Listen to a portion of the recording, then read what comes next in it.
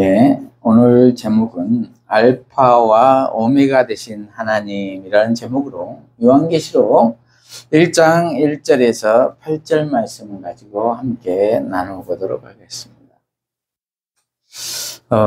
알파와 오메가 되신 하나님이라고 했는데 그 말의 뜻은 무엇일까요? 알파는 헬라어, 그리스어로 알파벳 첫자 A에 해당하는 첫 글자라는 것이고, 오메가는 알파벳 Z에 해당하는 마지막 글자라는 뜻입니다. 그래서 처음과 마지막 되신 하나님, 처음과 끝이 되신 하나님이라는 뜻으로 쓰입니다. 모든 것의 주체가 되신 하나님이라는 것입니다.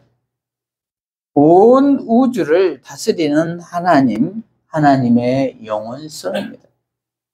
그런데 그 당시 1세기 당시 로마는 로마 황제가 신격화되어 있었습니다. 그래서 그들은 하나님을 믿는 이스라엘 백성들을 억압하고 핍박했습니다. 그래서 1세기 당시 그리스도인들은 신앙을 지키다가 죽어나가면서 예수 믿는 것에 대한 정체성의 혼란을 가져왔습니다. 그 혼란은 우리가 믿는 예수가 하나님으로서 과연 이 세상과 저 세상에서 주체가 될 수 있는가 하는 것에 대한 회의가 왔다는 것입니다. 왜냐하면 로마 황제가 스스로 신이라고 이야기하면서 박해를 가하고 있기 때문입니다. 그래서 사도 요한은 유배지 pat모섬에서 예수 그리스도께 친히 계시를 받아 그 당시 성도들에게 힘을 주려고 요한계시록을 써서 전하게 됩니다. 그래서 요한계시록은 신비한 무슨 미래를 예언하는 책이 아니라 현실을 살아가는 그리스도인들에게 힘을 주기 위한 복된 책, 소망의 책이라는 것입니다. 그런데 상당수의 잘못된 해석자들은 잘못 이해하여 요한계시록이 미래의 신비한 예언의 책으로서, 종말의 책으로서 특정한 사람만 풀 수 있다고 퍼뜨리고 다니기도 합니다. 전형적인 종교적인 가스라이팅이죠. 거기에 속아 넘어가서는 안 될 줄로 믿습니다. 그런데 어떠한 사람들은 거기에 속아 넘어가서 현실을 부정하고 논밭, 집 다 팔고 흰옷 입고 재림만 기다리며 사는 사람도 있습니다. 그래서는 안 된다는 것입니다. 지금 현실에 충실해야 할 줄로 믿습니다. 그래서 요한계시록은 그런 책이 아니라 예수님이 십자가에서 우리 죄를 위해 죽어주심으로 우리를 구원해 주셨다는 것을 이미 이루어진 하나님 나라를 확신시켜주는 책이라는 것입니다. 그리고 미래에 장차 오실 재림의 예수를 기다리며 소망하며 살아야 한다고 강조하고 풀어서 설명하고 있는 것입니다. 그러므로 올바른 성경 지식을 가지고 있으면 누구든지 알 수가 있다는 것입니다. 그런데 왜 이러한 오해가 있게 되느냐면은 그 설명의 과정에서 어려운 것이 있는데 글의 표현이 상징적 언어, 비유적 언어를 사용해서 그러한 오해를 하게 된다는 것입니다. 그래서 그 당시 상황을 잘 알아야 된다는 것이죠. 그 당시 중간기 시대는 구약이 끝나고 신약이 시작되기 전에 약 500년 정도 성경이 쓰여지지 않는 공백 시대가 있었는데 그 시대를 중광기라고 합니다. 그런데 그때에 쓰여진 문학적 양식이 묵시적 언어로 쓰여져 있다는 것입니다. 묵시적 언어란 직접적인 표현보다는 상징적 표현과 비유적 표현을 쓴다는 것입니다. 그래서 상상력을 자극하게 합니다. 그래서 훨씬 더 생각의 폭을 넓히기도 하지요. 그리고 이러한 문학적 표현은 그 당시 핍박 상황에서 정치 권력과 직접 부딪히지 않고 돌려서 말하는 것일 수도 있습니다. 그런데 그것을 혹자들은 풀 수 없는 신비한 영역, 영적으로 영안이 뜨인 사람만 알 수 있다고 미혹하고 있는 것입니다. 이단들이 그러한 일들을 하고 있죠. 그런데 요한계시록이 말하고 있는 것은 단호하고 명확하다는 것입니다. 그것은 십자가로 말미암아 예수 그리스도로 말미암아 이미 이루어진 천국을 누리며 재림을 소망하며 살라고 독려하고 있다는 것입니다. 그래서 예수님의 재림이 심판보다는 복된 소식에 더 강조점이 있다라는 것입니다. 그러나 예수 믿지 않는 사람들에게는 심판이 될 수가 있겠지요. 그러나 예수 믿는 사람들에게는 오히려 복된 소식이라는 것입니다. 왜냐하면 사망에서 생명으로 이미 옮기운 바 된 사람들이기 때문입니다. 그러므로 저와 여러분은 아무리 삶이 어려울지라도 두려워하지 말고 흔들리지 말고 예수로 말미암아 예수 안에서 현재 삶을 충실하며 감사하며 살아야 될 줄로 믿습니다. 이러한 우리 모두가 되시기를 바랍니다. 오늘 본문을 통해 살펴보도록 하겠습니다. 첫째로 예수 그리스도의 계시다. 예수 그리스도의 계시다. 1절부터 보면은 예수 그리스도의 계시라. 이는 하나님이 그에게 주사 반드시 속히 일어날 일들을 그 종들에게 보이시려고 그의 천사를 그 종 요한에게 보내어 알게 하신 것이라. 이렇게 기록하고 있습니다. 예수 그리스도의 계시라 이렇게 시작하고 있습니다. 계시라는 뜻은 열어서 보여주다라는 뜻이죠. 그러면 무엇을 열어서 보여주었다는 것일까요?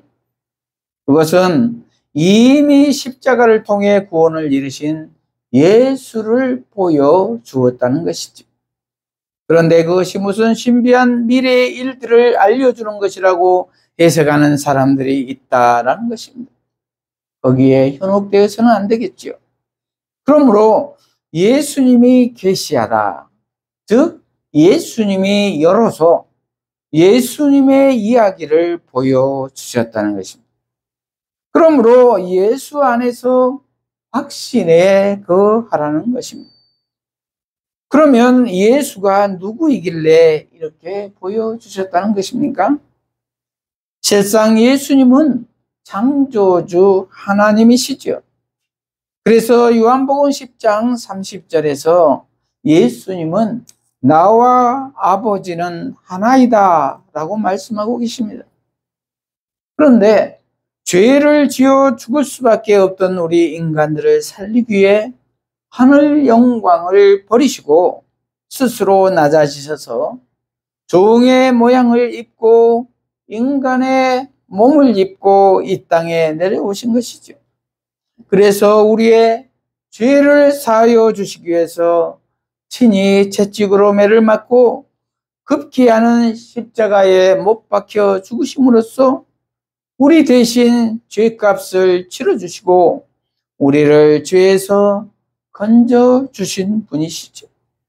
그리고 새 생명을 주시고 우리를 구원하여 주셨죠. 이 얼마나 감사한 일입니까? 그러므로 우리에게는 이 얼마나 복된 일입니까? 얼마나 복된 사건입니까?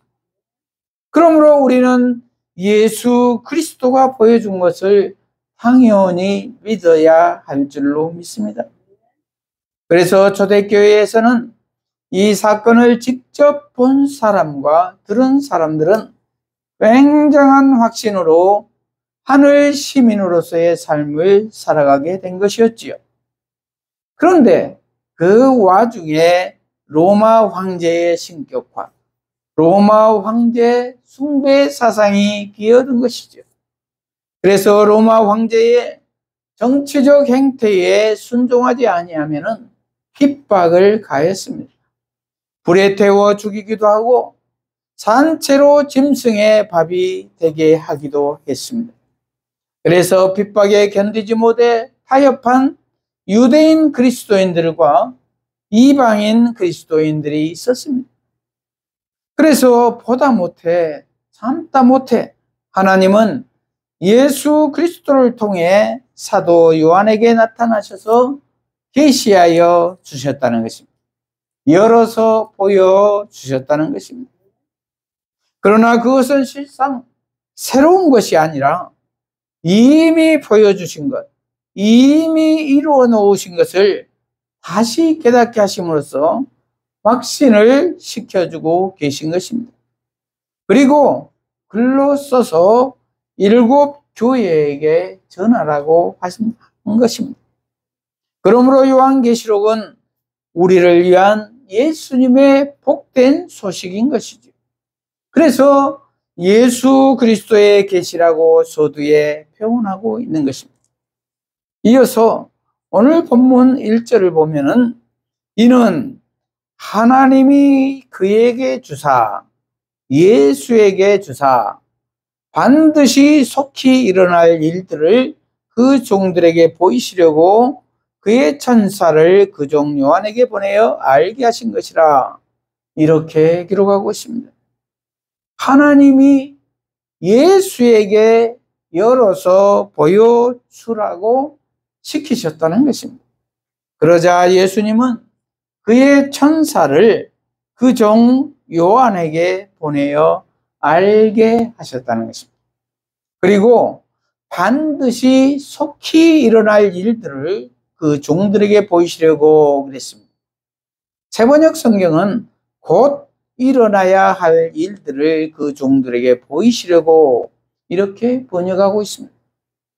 로마의 압제 아래 핍박 가운데 있는 사람들에게 반드시 곧 일이 일어날 것이라는 것을 보여주려고 하셨다는 것입니다. 그리고 그 일은 믿는 자들에게는 구원을, 믿지 않는 자들에게는, 그리고 핍박하는 자들에게는 심판의 때가 반드시 곧 일어날 것이라는 것입니다. 그것은 예수님의 재림이 곧 있을 것이라는 것이죠. 그러니 지금 너무 두려워하지 말라는 것입니다. 저와 여러분은 어떻습니까? 지금 현실의 어려움 때문에 혹시 절망을 하고 있지는 않습니까? 실족하여 있지는 않습니까? 그러나 곧 구원의 때가 임할 것입니다. 그것은 재림의 예수의 때입니다. 그러나 우리는 이미 예수의 초림으로 인해서 구원을 얻었고 이미 하나님 나라를 살고 있지요. 그 당시 예수 믿는 사람들도 그랬고요. 그러나 재림의 날에 비로소 완성이 된다는 것입니다. 그래서 고린도후서 3장 18절에서 사도 바울은 그 날에는 우리가 다 수건을 벗은 얼굴로 거울을 보는 것 같이 주의 영광을 보매 이렇게 말을 하고 있지 않나요? 그러므로 우리는 흔들리지 말고 꿋꿋이 예수를 잘 믿어야 할 것입니다. 2절, 요한은 하나님의 말씀과 예수 그리스도의 증거, 곧 자기가 본 것을 다 증언하였느니라 이렇게 기록하고 있습니다. 요한은 하나님의 말씀과 예수 그리스도의 증거, 곧 자기가 본 것을 다 증언하였다고 했습니다.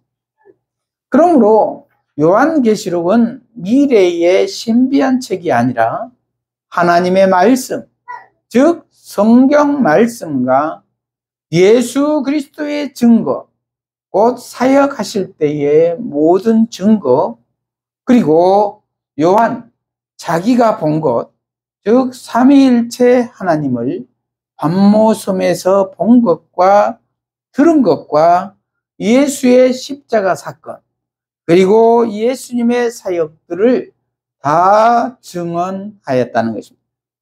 미래의 신비한 사건을 소술한 것이 아니라는 것입니다. 핵심은 하나님이신 예수님이 십자가에서 우리 죄를 위해 죽어 주셨다는 것입니다.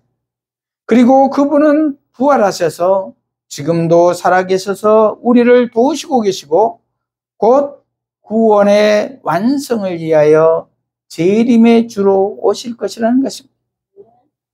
그리고 다 증언하였다는 것은 요한은 온전히 순종을 하였다는 것입니다. 저와 여러분은 어떻습니까? 온전히 순종하십니까? 순종해야 될 줄로 믿습니다.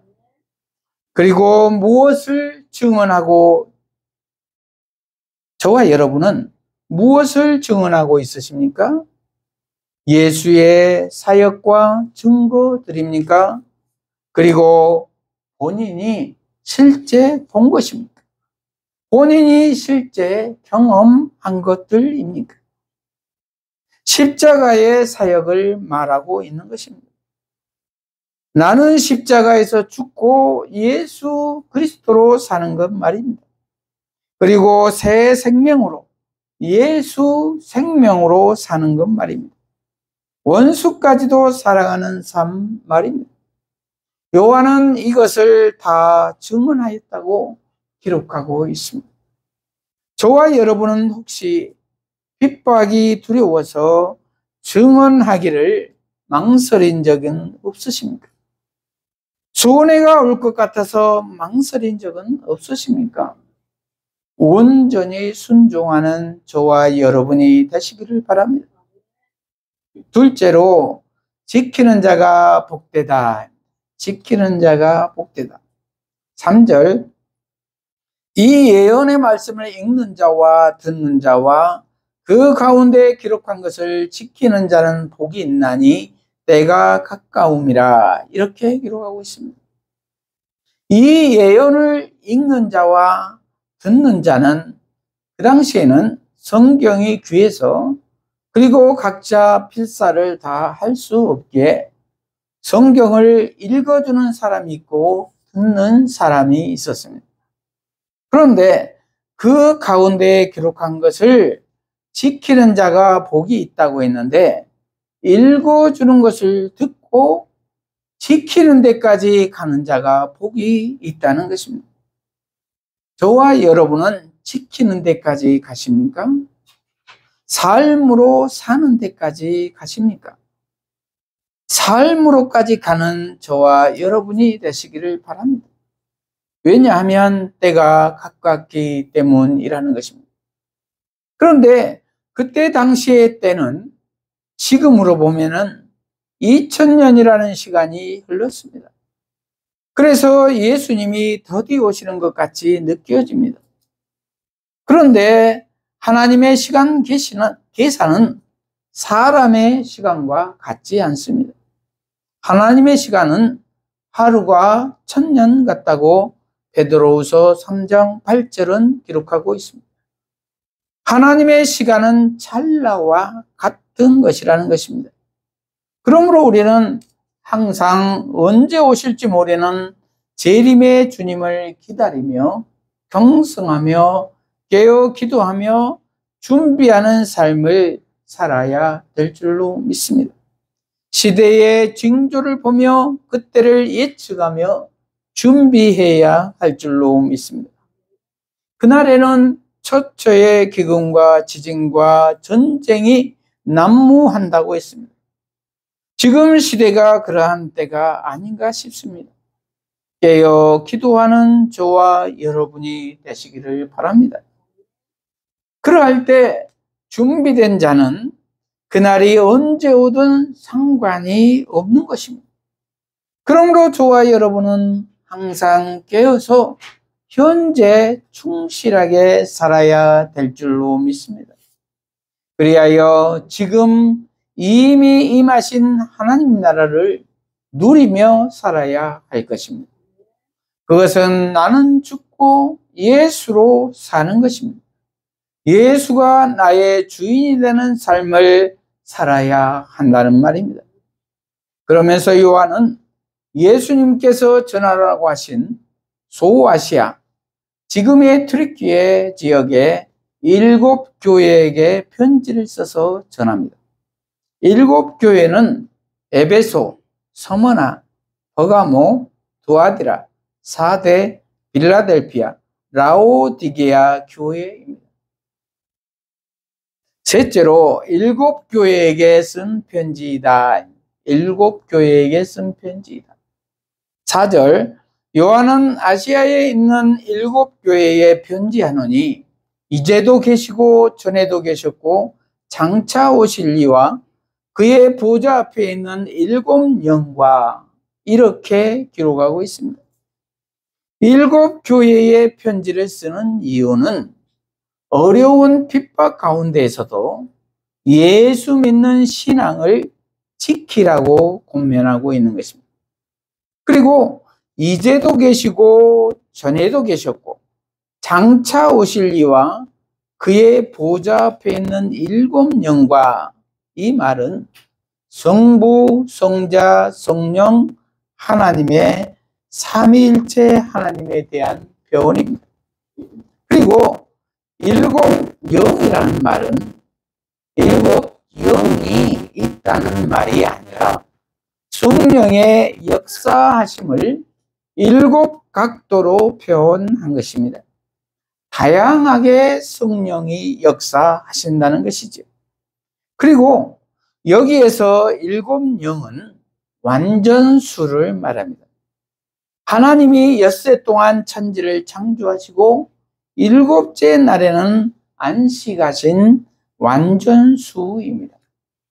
5절, 또 충성된 증인으로 죽은 자들 가운데서 먼저 나시고 땅의 임금들의 머리가 되신 예수 그리스도로 말미암아 은혜와 평강이 너희에게 있기를 원하노라.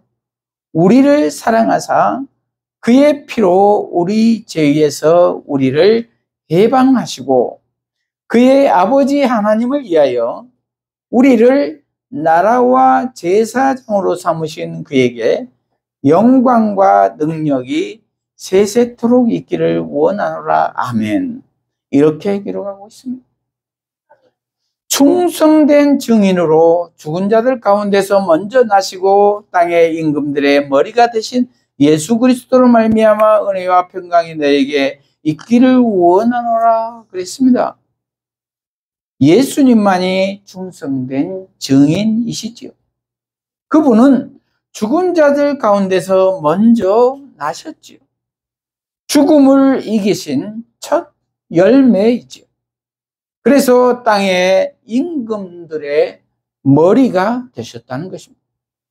예수님이 땅의 임금들의 머리가 되셨다는 것입니다. 그 당시 로마 황제를 최고로 생각하고 숭배까지 하여 신격화한 상황인데 예수 그리스도가 땅의 임금들의 머리가 되셨다는 것입니다. 그 당시 사람들로서는 상상하기 어려운 일이죠. 반역 중에 반역이죠. 그래서 예수 믿는 자들을 다 죽였잖아요. 그런 상황에서 믿는 자들에게 확신을 심어주시려고 예수님이 내가 땅의 임금들의 머리이다 이렇게 말하고 있는 것입니다. 황제 위에 계신 분이라는 것입니다. 그러니 너희들은 두려워하지 말라는 것입니다. 그러면서 예수 그리스도로 말미암아 은혜와 평강이 너희에게 있기를 원한다고 말씀하시고 있습니다. 예수 그리스도로 말미암아입니다. 은혜와 평강이 위로부터 있기를 원하신다는 것입니다. 이 얼마나 감사한 말씀입니까? 위로의 말씀입니까? 그리고 우리를 사랑하사 그의 피로 우리 죄에서 우리를 해방하셨다는 것입니다. 선수 자신이 죽으심으로 자신의 피로 우리를 죄에서 해방시켜 주셨다는 것입니다. 그러므로 우리는 순종하며 감사만 해야 할 따름이죠. 6절, 그의 아버지 하나님을 위하여 우리를 나라와 제사장으로 삼으신 그에게 영광과 능력이 세세토록 있기를 원하노라 하면 그랬습니다. 우리를 예수님이 그의 하나님을 위하여 하나님 나라와 제사장으로 삼으셨다는 것입니다. 구원해 주신 것만으로도 황공무지하온데 우리를 하나님 나라의 백성 삼아 주시고 또한 하나님과 사람 사이를 중재하는 제사장 삼으셨다는 것입니다. 그래서 하나님과 화목해하는 직분을 갖게 하셨다는 것입니다. 이 얼마나 영광스러운 직분입니까? 하나님 나라의 대사라는 것입니다. 그러므로 우리는 이 땅에 살면서 하나님 나라의 대사로 살아야 될 줄로 믿습니다. 그래서 요한은 예수님에게 영광과 능력이 세세토록 있기를 원한다고 편지하면서 아멘, 이루어지기를 바란다고 마무리를 짓고 있습니다. 그리고 7절, 볼지어다 그가 구름을 타고 오시리라. 각 사람의 눈이 그를 보겠고 그를 찌른 자들도 볼 것이요 땅에 있는 모든 족속이 그로 말미암아 예곡하리니 그러하리라. 아멘. 또다시 아멘 하고 있습니다. 예수님의 재림의 상황을 말하고 있습니다. 그분은 만인이 보는 앞에서 구름을 타고 오신다는 것입니다. 그러할 때 그를 찌른 자들도 볼 것이고 땅에 있는 모든 족속이 다 볼 것이라는 것입니다. 그러면서 그로 말미암아 예곡하게 될 것이라는 것입니다. 구원과 심판의 상황입니다. 믿는 자는 구원이 완성되므로 더욱더 기뻐하는 천국의 잔치가 되겠지만 믿지 않는 자들은 애곡의 잔치가 될 것이라는 것입니다. 구원과 심판이 동시에 이루어지는 것이죠. 그러면서 아멘으로 마무리 짓고 있습니다. 반드시 그렇게 될 것이라는 것입니다. 여기에서 이렇게 말하는 이유는 변심하지 말고 끝까지 예수님을 신뢰하며 믿음의 길을 가라고 독려하고 있는 것입니다. 끝까지 믿음의 길을 가는 저와 여러분이 되시기를 바랍니다. 넷째로 알파와 오메가 되신 하나님, 알파와 오메가 되신 하나님. 8절, 주 하나님이 이르시되 나는 알파와 오메가라. 이제도 있고 전에도 있었고 장차 올 자요 전능한 자라 하시더라. 이렇게 기록하고 있습니다. 마지막 마무리를 하고 있습니다. 하나님이 말씀하시되입니다. 나는 알파와 오메가라, 처음과 끝이 되는 하나님이시다 그랬죠. 온 우주를 주관하시는 전능하신 하나님이시라는 것입니다. 그러니 로마 황제, 세상 권력에 주눅들지 말고 나를 믿고 따라오라는 것입니다. 그러면서 나는 전에도 있었고 장차 올 자고 전능한 자라고 표현하고 있습니다. 성부, 성자, 성령 삼위일체 하나님이심을 다시 한번 강조하면서 마무리를 하고 있습니다. 전능하신 하나님이라는 말씀을 하신 이유는 지금 상황마저도 하나님의 섭리와 다스림 가운데 있다는 것입니다. 그러므로 신앙을 잃지 말고 타협하지 말고 두려워하지 말고 나를 따라오라는 것입니다. 예수님을 따라오라는 것입니다. 이러한 저와 여러분이 되시기를 바랍니다. 말씀을 마무리합니다. 저와 여러분은 지금 어떠한 상황에 있으십니까? 혹시 심한 핍박 가운데서 절망하여 실족해 있지는 않으십니까? 그렇다면 저와 여러분은 알파와 오메가 되신 하나님만을 바라보며 오직 예수님만을 의지하며 그 가운데 기록된 것을 다 지키며 삶으로 살아내야 할 줄로 믿습니다. 그리하면 넉넉히 이기게 되실 줄로 믿습니다. 이러한 우리 모두가 되시기를 축복합니다. 기도하십시다. 하나님 아버지, 오늘 알파와 오메가 되신 하나님이라는 제목의 말씀으로 은혜를 주시니 감사합니다. 우리 모두가 어떠한 어려운 상황에 있더라도 알파와 오메가 되신 전능하신 하나님만을 바라보며 오직 예수님만을 의지하며 그 가운데 기록된 대로 다 지키며 삶으로 살아내게 하여 주시옵소서. 그리하여 예수님 안에서 넉넉히 이기는 삶을 살게 하여 주시옵소서. 예수님 이름으로 기도합니다. 아멘.